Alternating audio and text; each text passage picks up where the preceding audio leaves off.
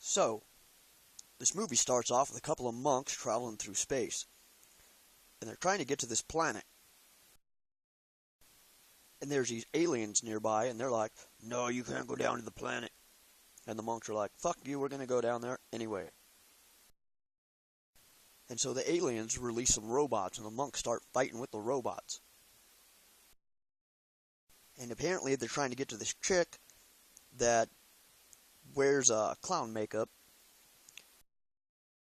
And it's there where they encounter one of the most interesting characters in the whole movie, Jar Jar. And Jar Jar's like, "Hey man, thanks. Just come hang out at my house. My people are pretty cool. We live underwater, but other than that, everything's cool." And so they do that. His friends are like, "Hey, what's up, guys? You know, we've never seen humans before." And they give them a underwater submarine thing. And they try to track down the chick with the clown makeup. They track down the chick with the clown makeup. She's like, "Well, we need to get out of here. This place is kind of bogus." So they get in her fancy-ass spaceship and take off. Between the aliens and the monks. Then these little robotic trash cans activate themselves and start fixing the ship. The girl in the clown makeup decides to befriend one of the little trash cans. After that, they all decide to travel to Africa. Elsewhere, there's these Men in Black type people in this Illuminati society thing, and they don't really like the space monks.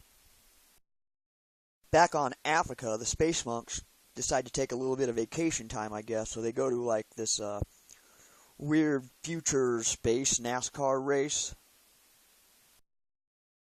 They decide to engage in a little bit of gambling. The day they manage to kidnap this 10-year-old sex slave because, hey, when in Africa.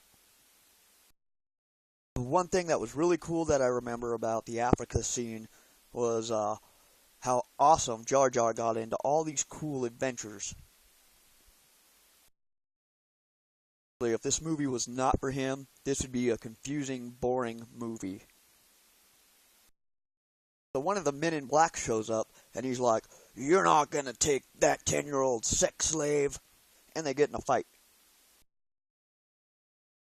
Escape the Man in Black and flee back into the universe.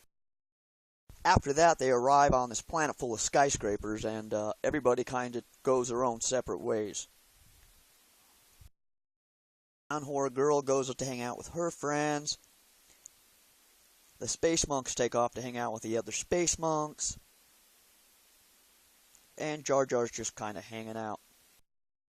The Clown Horror Makeup Girl goes to this big building and starts talking to a bunch of people, but I actually honestly fell asleep during this point, so I don't really know what happened.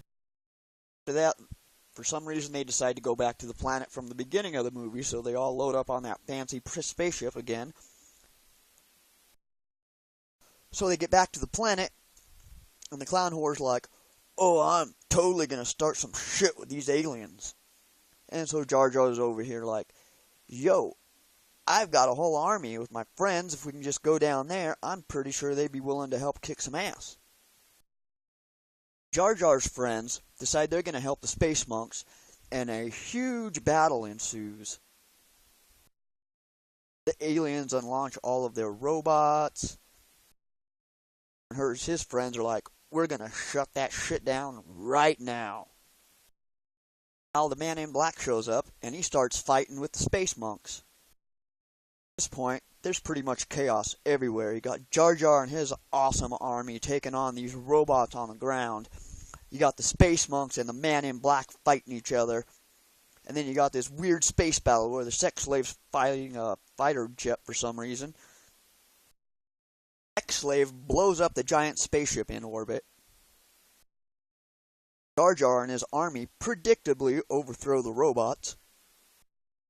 Man in Black kills one of the monks, but not before being killed by the other space monk. They all cremate the dead space monk. They all get together and have a big party, and they all live happily ever after. The only thing that I didn't like was this.